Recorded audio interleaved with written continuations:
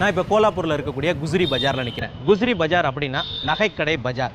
கோலாப்பூர் தங்க நகைகளுக்கு மிகவும் பிரசித்தி பெற்றது. கோலாப்பூரில் செய்யக்கூடிய சாஜ் என்ற நெக்லஸ் போன்ற கழுத்து அணிகலன் மிகவும் பிரபலமானது.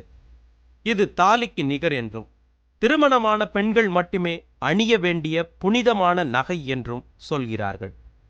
இந்த சாஜ் முழுக்க முழுக்க கைகளால் செய்யக்கூடிய நகை. இதில் ஒவ்வொரு பகுதியும் தனித்தனியாக கையால் செய்யப்பட்டு சிறு சிறு மணிகள் கொண்டு ஒவ்வொன்றும் கோர்க்கப்படுகிறது. இந்த சாஜ் 10 பகுதிகள் கொண்ட சாஜ் முதல் 24 பகுதிகள் கொண்ட சாஜ் வரை பல வகைகளில் செய்யப்படுகிறது.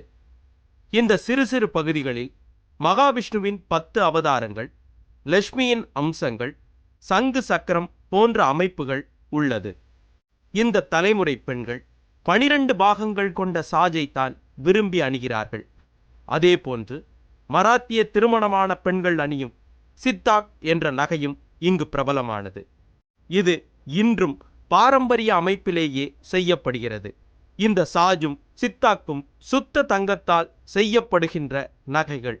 இந்த கோலாப்பூரி சாஜ் கோலாப்பூர் பொற்கொல்லர்களின் திறமையை உலகுக்கு படம் பிடித்து காட்டுகிறது.